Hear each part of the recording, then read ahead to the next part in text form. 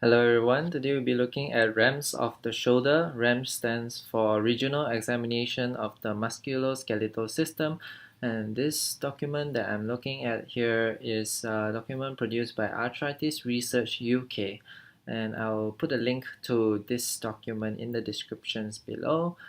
And okay, without further ado, REMS, R-E-M-S. We're gonna do it in a sequence like any other REMS. Look, feel, move, and function test. Remember, look, feel, move, function test. This is for REMS. Okay, for look, with the shoulder, I'm gonna read through all of this first.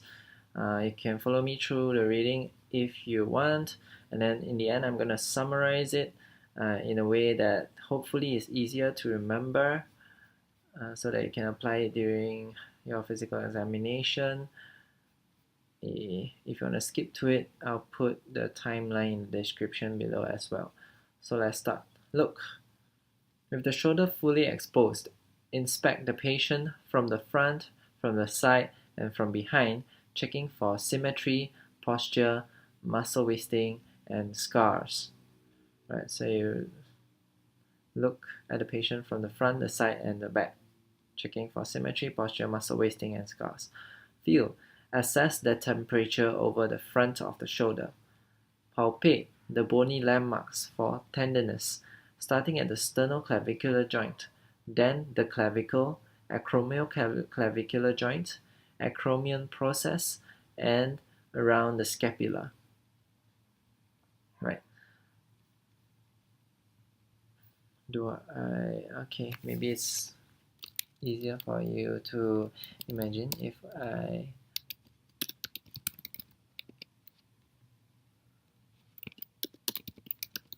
put a picture out here. Right. This is useful.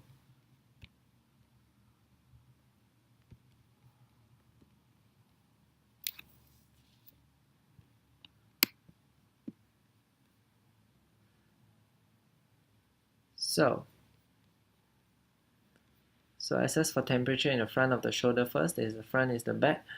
Palpate the bony landmarks for tenderness, starting at the sternoclavicular joint. You can't see the sternoclavicular joint here, but this is the clavicle. The sternoclavicular joint should be further to the medial. So this is the shoulder, this is the muscle, right? And the sternum will be this way, okay? Sternoclavicular joint, and then the clavicle, this is the clavicle. Acromioclavicular joint is here, acromion process is here, and around the scapula is here, right here. This is the back. So yeah, it's feeling behind around the scapula. So palpate the joint line anterior and posterior. Let's see if I can see the joint line. Well, the joint line is here, anterior and posterior. Palpate the joint line. Right. Palpate the muscle bulk of the scapula, the supraspinatus, infraspinatus, and deltoid muscles. So this supraspinatus, this infraspinatus, and deltoid will be covering the upper part of the humerus here. And it's easier to show you here. So the deltoid is here. Right. So assess temperature, palpate bony landmarks for tenderness, palpate the joint line, anterior and posterior, palpate the muscle bulk. Okay, next, after look, feel, now you're going to move. Ask the patient to put their hands behind their head to assess external rotation, and then behind their back to assess internal rotation, comparing one side with the other. If there's a restriction in the latter movement, describe how far the patient can reach, for example, to the lumbar, lower thoracic, or mid-thoracic level. Right. So I'm just gonna search for back anatomy so that you can see, you can picture it. Right. Lumbar, thoracic.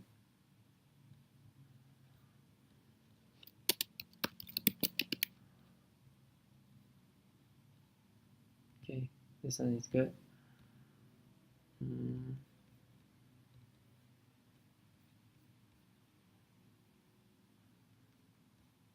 Okay, so A is cervical area, B is thoracic area, C is lumbar area. So you ask the patient to first put their hands behind their head first, and then after that that's for external rotation of the shoulders, and then put their hands behind their back. That's for internal rotation of the shoulders, and see how far they can reach, how far up their back they can reach, their hands can reach. So if around this area, you would say it reached the thoracic area, mid-thoracic area, or lower thoracic area, or over here is the lumbar area. So record it like that. With the elbow flexed at 90 degrees and tucked into the patient's side, assess external rotation of the shoulder. Loss of external rotation may indicate a frozen shoulder. Okay. Ask the patient to raise their arms behind them and to the front, assess flexion and extension. Ask the patient to abduct the arm to assess for painful arc between 10 degrees and 120 degrees. Also, this painful arc. Can you passively take the arm further? Be sure to assess abduction from behind the patient and observe scapular movement. Restricted glenohumeral movement can be compensated for by scapular or thoracic movement. Let's try and picture it here.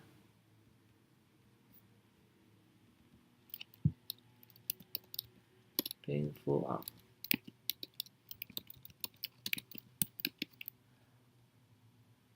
Right. Supposed to assess from behind.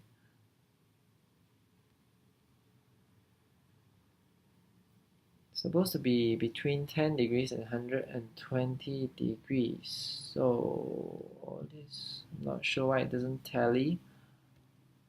It's between 60 and 120. It's also between 45 to 60 to 120. Well, we just follow Arthritis Research UK. So anyway, I'm gonna find a picture like this. Okay. So you gotta look from behind because the scapula might actually move. The scapulothoracic movement instead of the glenohumeral movement here. So if the glenohumeral movement is restricted, the patient might still be able to raise the arm, abduct the arm, using the scapulothoracic movement. Right. That's why you have to look from the back.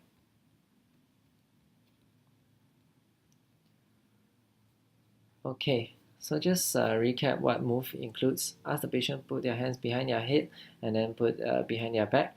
And with elbow flex tucked in the patient's sides, access external rotation of the shoulder. Only external rotation, no internal rotation.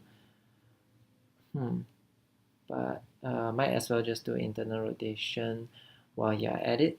Ask the patient to raise their arms behind them and to the front. Assess flexion and extension. And ask the patient to abduct the arm to assess painful arc. Oh, can you passively take the arm further? So if they get stuck, can you try and move it for them? And remember to look at it from behind the patient. Right. So external rotation, internal rotation, external rotation again, and we'll just do internal rotation. Ask the patient to raise their arms behind them and to the front. So there's flexion and extension of the shoulder, and there's abduction of the shoulder. And we will ideally do adduction as well. Okay. I would put adduction in because since you're already going through abduction, so why not just complete it. Function. Function of the shoulder includes getting the hands behind the head and back. This is important in washing and grooming. If this has not been assessed during the screening examination, it should be done now. Right, so function, you just ask the patient to put their hands behind the head. And usually we do this in the screening examination, which if you have watched my previous videos, you should know screening examination is gals, gaits, arm, legs, and spine.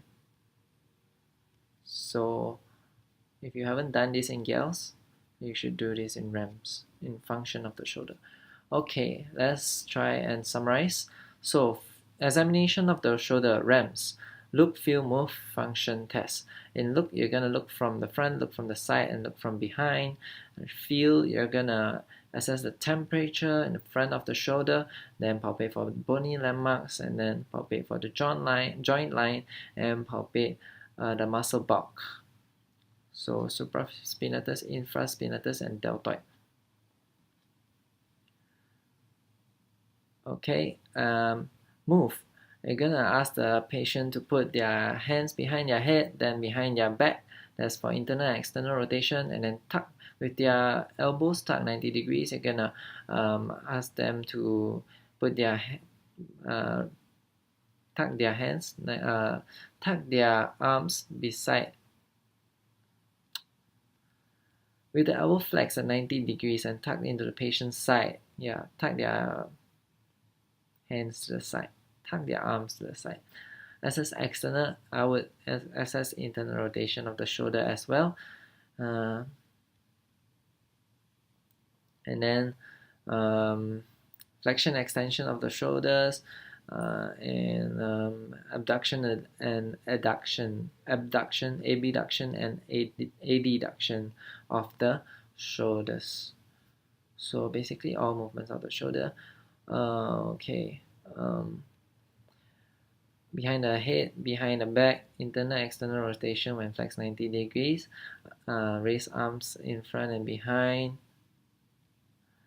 assess flexion and extension, then abduction and adduction. Right, function test, put your hands behind your head, which we've already done in moving as well. So we should just we should just omit this function part because it doesn't add any steps. So look, feel, move. Shoulder, look, feel, and move. Look from front, look from side, look from back. Feel, assess temperature. You're gonna palpate bony landmarks and the joint line and muscle bulk, and then you're gonna move. Ask the patient to put their hands behind their head, behind their back, and then tuck to the side. Internal rotation, external rotation, and then adduction and then flexion and extension. Move the arms in front and behind, and adduction and abduction. And that's all for your shoulder examination. This looks kind of incomplete. Usually for shoulder examination, I would just like to add on a little bit of extra other than the ones stated by Arthritis Research UK. You would test their serratus anterior by asking them to push against the wall. So if they have winging of the scapula, you can see. I'll show you a picture of it.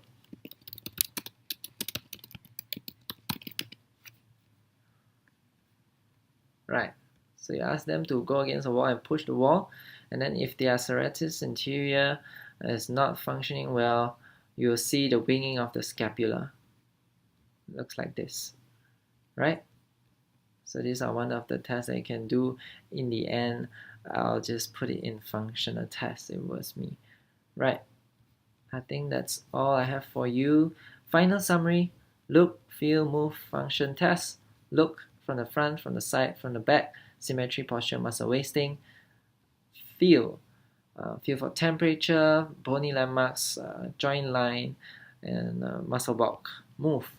Ask the patient to put their hands behind their head, behind their back, and then internal external rotation with their hands tucked to the side.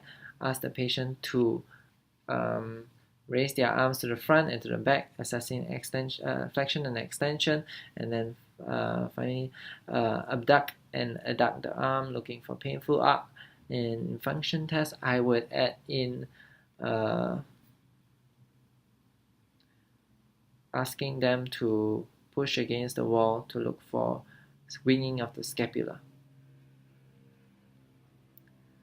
I think that's the end of this video. Thank you for watching.